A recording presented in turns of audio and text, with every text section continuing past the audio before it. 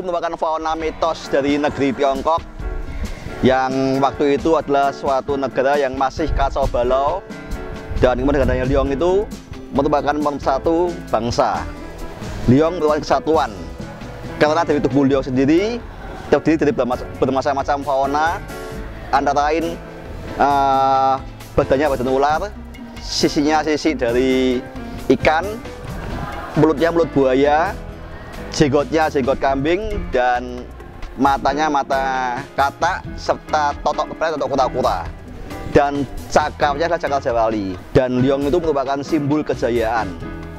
Oleh sebab itu, semua raja di Tiongkok memakai jubah yang bergambar Liong, dan rumah-rumah di Tiongkok kebanyakan memakai simbol Liong.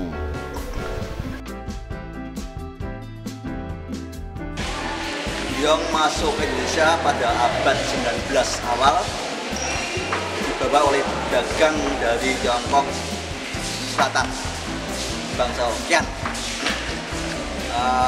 Mereka membawa masuk sini Liong untuk agar mereka tidak bosan dalam berdagang. Tiap malam mereka berkumpul mendirikan suatu perguruan wushu dan berlatih Liong. Waktu pertama kali masuk di sini, semua masyarakat menerima. Tetapi dengan adanya Kepres 14 dari Presiden Soeharto, maka Liong dan barongsai tidak boleh berkembang di luar tempat ritual. Yang diizinkan hanya di kelenteng. Tetapi kemudian dengan adanya Bapak Gus Dur sebagai presiden kita menyebut Kepres dari Bapak Soeharto, maka Liong dan barongsai berkembang sebagai olahraga yang diterima oleh semua masyarakat Indonesia.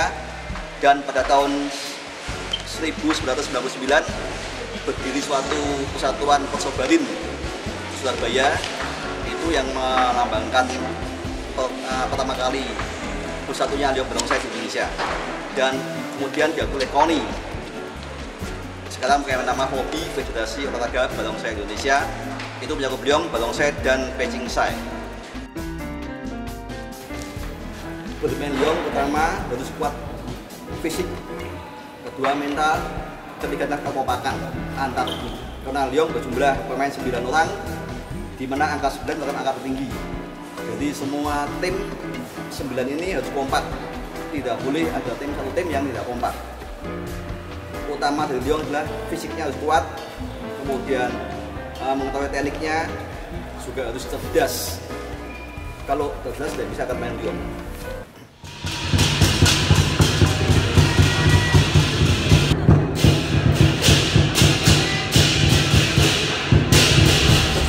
Menjadi pelatih Liong, suka dukanya kalau mau jadi pelatih itu harus jadi pelayan dulu, jadi ngelayanin anak-anak. Ya susah dukanya, ya dukanya itu kadang itu anak-anak kan masih kecil-kecil, jadi kadang ada bandel banget. Kalau diomongin itu nggak bisa satu kali, kadang juga harus action, harus marah-marah dulu kadang, seperti itu. Ya kalau sukanya sih, senengnya itu kalau sudah melihat anak-anak udah jadi kita lihat anak-anak ini mainnya udah bagus begitu, jadinya suka. Kalau dari pertama itu ya begitu, harus jadi pelayan dulu istilahnya, ya harus ngemong, ininya begitu sih. Tantangan terbesar untuk menjadi seorang pelatih harus rela berkorban. Jadi untuk anak-anak itu harus rela berkorban. Tantangannya jadi harus pelan-pelan, apalagi untuk Liong ya. Untuk Liong karena ada 10 orang, yang 9 itu harus main bersama. Jadi memang kekompakan yang sangat penting. Jadi kita harus benar-benar teliti sekali untuk ke anak-anaknya. Terus kasih support terus ke anak-anaknya agar bisa jadi. Penghargaan yang sudah diberikan oleh Liong untuk sampai saat ini memang karena mereka masih kecil-kecil ya. Jadi memang masih dasar, masih belum mengikuti berbagai pertandingan. Tetapi yang perlu diapresiasi pada Liong ini, Liong di SMPK, yaitu kita setiap 2 tahun sekali kita akan menampilkan Liong ini di panti asuhan, sekaligus kita menyumbangkan dana bantuan dan sembako ke panti asuhan sambil menghibur mereka. Jadi kita sudah jalan dari 2011, kita sudah 3 kali ke panti asuhan. Jadi yang kita apresiasi ya untuk anak-anak semangatnya sangat mengerikan. Dan kemudian untuk menjadi juara memang harus perlu tingkatan yang lebih tinggi lagi. Bisan, Tri Prasetya Satadharma, Ceng Ijinan W, I, Teguh menjunjung tinggi perilaku Satadharma. So.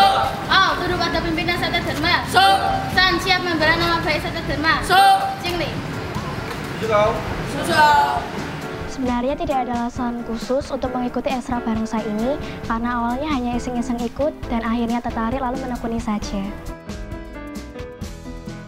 Sukanya adalah mampu menambah kekeluargaan, menghibur masyarakat, dan mampu membangun karakter seperti lebih disiplin dan tangguh. Dukanya, ketika saya tidak dapat melakukan dengan sempurna apa yang telah diajarkan saat latihan, biasanya akan ada konsekuensi seperti push up. Pernah juga terbebani dengan latihan fisik yang belum biasa saya lakukan di kehidupan sehari-hari.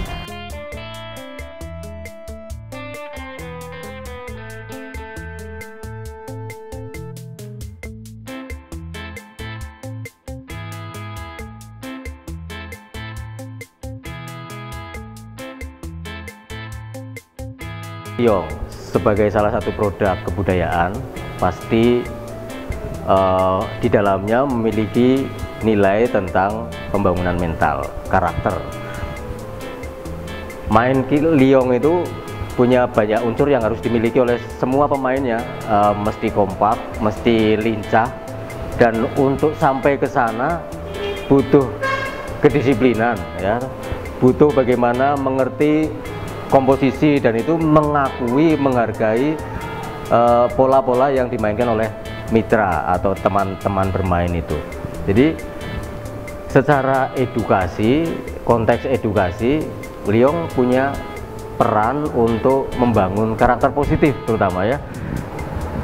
Dari yang tadinya cuman aktif bergerak saja, sekarang ketika tampil dia punya mental yang berani, yang confident gitu, dan itu penting buat kita miliki anak-anak atau generasi penerus kita itu.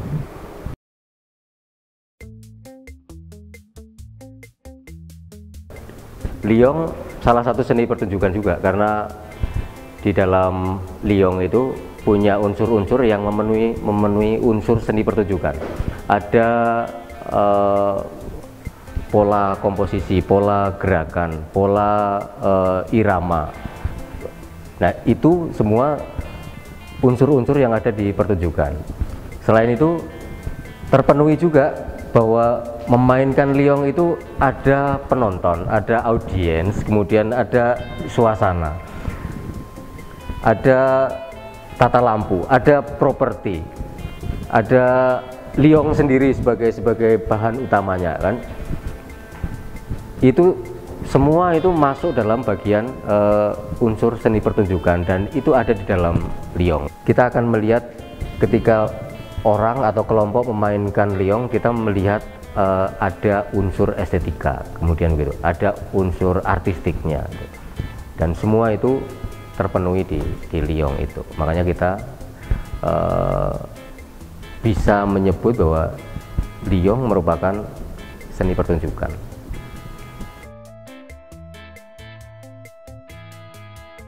Di dalam Liyong itu memang butuh ketangkasan, butuh kelincahan, butuh kelenturan, butuh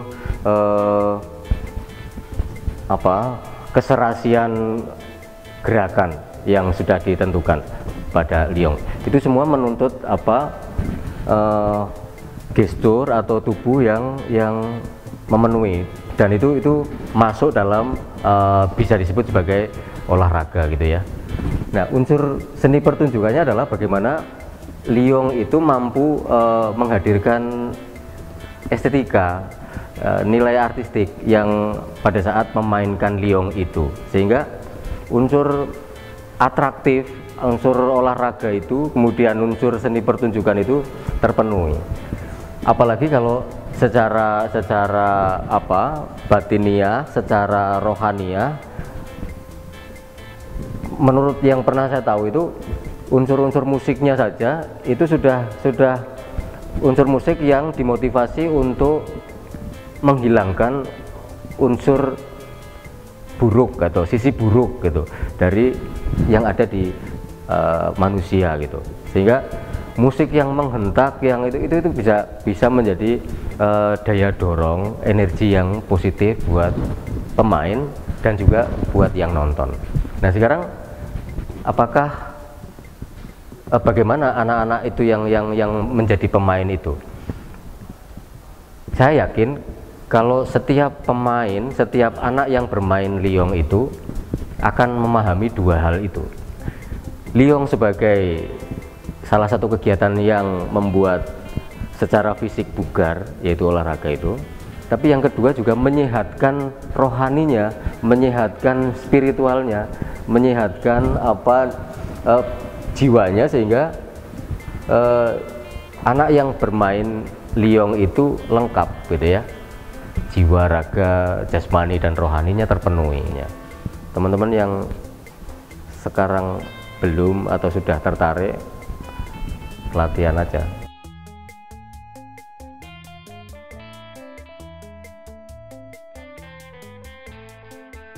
Ya, kalau harus dibedakan, menganggap Liyong itu sebagai acara ritual itu masih percaya begitu, nggak apa-apa juga, itu hak mereka ya. Tetapi tidak memperbolehkan untuk setiap anak atau anak yang ingin belajar itu tidak boleh, itu melarang, apalagi saya kira kok tidak bijaksana ya. Sama halnya ketika kita memainkan Ramayana gitu, itu ceritanya tentang agama Hindu, Ramasinta, tapi semua orang yang tidak beragama Hindu pun belajar, mengapresiasi, kemudian bahkan membuat seni pertunjukan tentang itu. Dan produk-produk kebudayaan yang tadinya dilahirkan oleh agama-agama itu juga begitu. Saat ini kita belajar mempelajari itu dari yang beragama apapun gitu.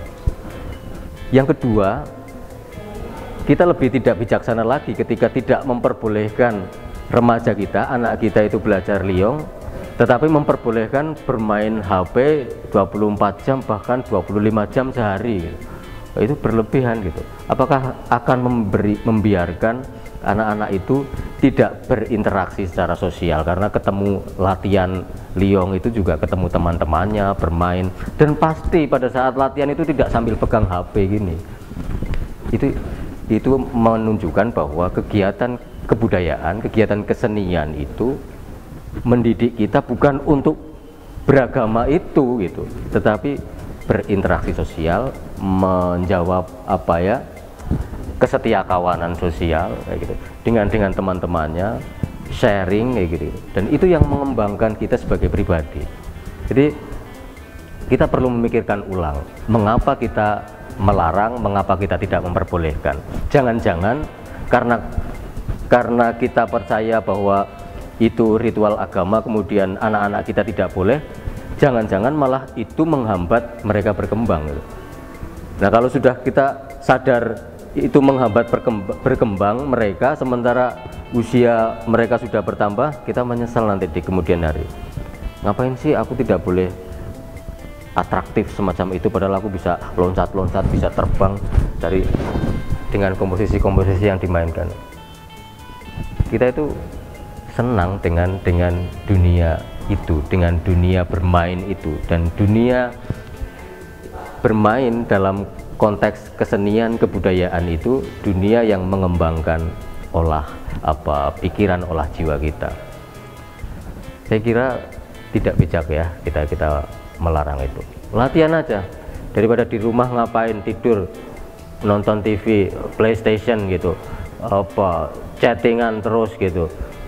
Kita nggak pernah ketemu muka sama muka dengan orang lain, dengan teman yang lain gitu. Keluar dari rumah, keluar dari kamar, bermain Liyong.